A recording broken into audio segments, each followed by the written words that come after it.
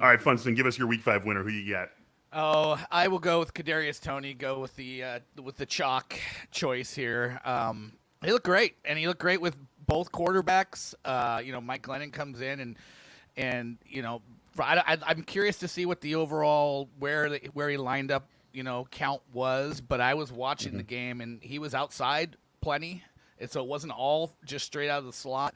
I think the Giants are now going to have to figure out, is it Darius Slayton that's basically coming off the bench at this point? When Sterling Shepard and Slayton are back.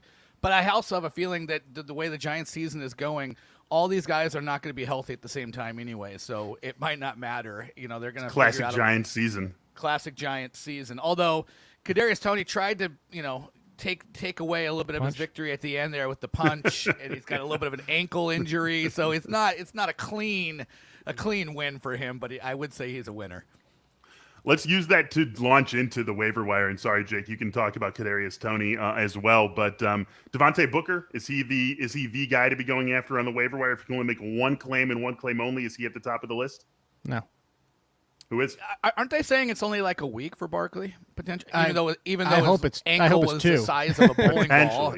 Yeah, I hope it's 2, honestly, because I want him to be 100%. I hope they don't force him back because he wants to come. Remember 2 years ago? Remember 2019 where he forced his way to come back early? No, because that's why. It's Devontae Booker. It's Devontae Booker maybe for 2 weeks.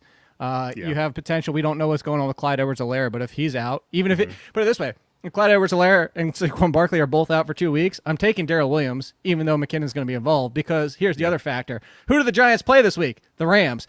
Who's at quarterback? Likely Mike Glennon. I am taking anybody I possibly can over Devontae Booker for 2 weeks and what this offense is right now. By the way, for your question, Funston, is Kadarius Toney lined out wide 67% of the time in that game. Yeah, that's what I was noticing. I was trying to, because I was also going against him in a fantasy league, so I was very in tune. I did not want him to catch the ball, and that wasn't working out well for me, but I noticed he was out wide a lot. Only 11 in the slot. Kyle Rudolph and Evan Ingram had more slot routes and positioning than he did. Yeah. All right, so if Devontae Booker is not the first guy you're going after, not the guy who you're putting the most fab on this week, who is it, Jake? I said Darrel Williams. He's the number one for you? I mean, assuming that Clyde Edwards-Helaire is missing time, because I'm just going to take anybody in that backfield. And I do think Jerick McKinnon will get mixed in, and we saw that when Edwards-Helaire left that game. But put it this way: if Clyde Edwards-Helaire is fine, although that knee limp to the locker room did not look good, I would say it could go. Put it this way: the running backs could go 3 different directions. If all of them are out, if Carson, Barkley, and Edwards-Helaire are all out, I would go Williams, Collins, Booker. Collins, yeah. If one of them comes back, it's going to shuffle it. Right. Funston, who's your top target on the wire this week? It's Williams as well, I think. And, obviously we'll have to wait and see, but it seems like Helaire is probably missing a week, if not more. Seems like at the least, yeah. At the least, and hopefully it's not terrible news for him, but it could be a while. So I'm in on Williams as well. Where does Samaje Perine fit into this mix for you guys? Because, obviously, they had plenty of Joe Mixon in that game, and he scored a touchdown. It looked pretty good on that touchdown run, that little put his right foot in the ground and go, and that nice cut. So he looked healthy enough. But Perine looked good in his own right, 11 carries for 59 yards, had some involvement in the passing game. How does he fit into this mix for you, Funston? I don't know that he would have played that much if Mixon was 100%. I guess you could kind of look at it as like a 1 week plug and play where Mixon might not still be 100%. You get Detroit this week, and maybe you can get a similar kind of performance, but I think this is something that sort of starts to wane out a little bit, and we see him kind of fade back into the woodwork as long as Mixon trends towards getting back to 100%. But I love seeing that Gio Bernard passed his Lando Calrissian mustache on to Samaje Perine, because that thing is gold, man.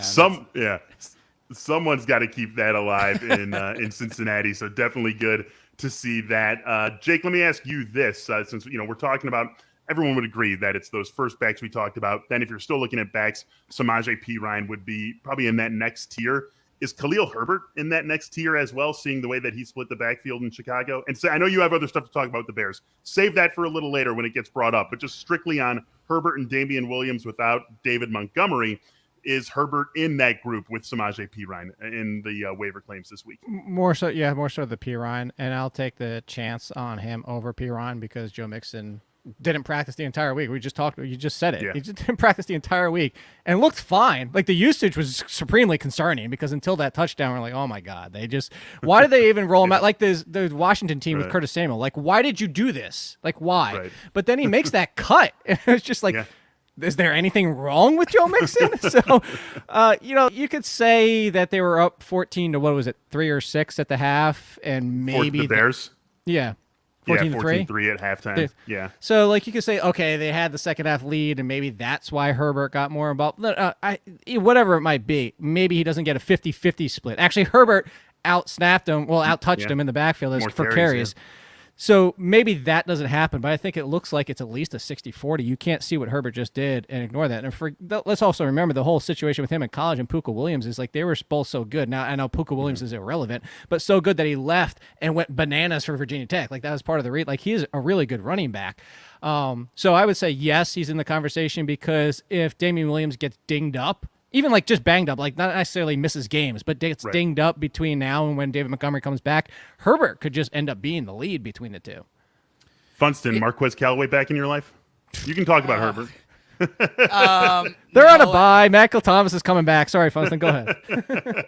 Callaway keeps scoring these like very highly improbable, touchdown. Like, end of half, Hail Mary touchdowns. You're not going to bank on that? Exactly. Well, and remember the one before that was Jameis doing his old school Tampa, just like chuck it and F it kind of throw, into the back of the end zone, and Callaway just happened to grab. So yeah, I'm not banking on anybody. Honestly, I'm not sure. I don't like Deontay Harris as much as Callaway there. He keeps making plays.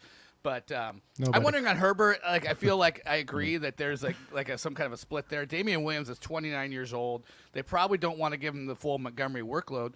And honestly, Montgomery's 3 years. I thought you were going to say the full Monty. Sorry, the full Monty. I love that. That's great. They got to start thinking about maybe developing Herbert as their guy for the future. Like if Montgomery comes up and they don't want to extend him, then you got Khalil Herbert ready to go at that point. So. I think it behooves them to give them like a 40% split. Yeah. What's that? I said my dynasty teams would love that. I have a lot of Khalil Herbert because I look for the talent situation. You just pointed it out. Like that was a sneaky backfield to look at the next man up in the future. Yep. Mm-hmm. And this was something that Kevin Fishbane, who covers the Bears for us at The Athletic, hinted at last week, that Williams was going to be the main back, but that Herbert was going to have a larger role as the 2 than Williams did as the 2 to Montgomery. And so it shouldn't be a huge surprise to see Herbert as involved as he was. Really quick before we leave the waiver wire discussion behind, Dan Arnold, David Njoku, if you're tight end hunting, are either of those guys popping up on your radar, Jake? Hopefully you went after Schultz and Knox and you don't have to deal with this. Let's just say you didn't, though. Let's say you didn't, and you're still hunting. Come on, let's give Dan Arnold some props here. The guy. Why? He had a touchdown that could have been his that didn't go to him. Yeah, but he got 8 targets and he was like there for 3 days and he had a couple nice catches. in his first game. It could have been so much more. That's where I'm going. But yeah, I think it would be Dan Arnold. They traded for him. We talked about him last week. Funston, yeah, we're on the same page. I like Dan Arnold too. That's why I had him in a DFS lineup. I had Dan Arnold there for the price. And Njoku, I would love it if they still didn't have Austin Hooper and whether or not he's active any given week. Bryant still being in the mix, and it's still look. What are we talking about here with this offense? Would Baker threw for 300 yards with 1 billion attempts, and still people are getting left out? Like Odell Beckham got left out. 3 targets for Odell Beckham in that game. Hooper did nothing. I was honestly wondering if I missed like a game day scratch for Odell. I was like watching that game, wondering where he was. And that's the thing. It's like. It's the same problem with the Browns passing game. There is zero consistency for anybody outside Maybe Landry when he's healthy. That's what I was about to say. Unless Landry is healthy, Odell Beckham, the tight ends, Higgins, Donovan Peoples, there is zero consistency on this team. It's the Lions. Like, what's the difference between the Lions receiving options and the Browns? I mean, they're on the better offense, but you can't. Any given week, it's a different person. Yeah. Yeah.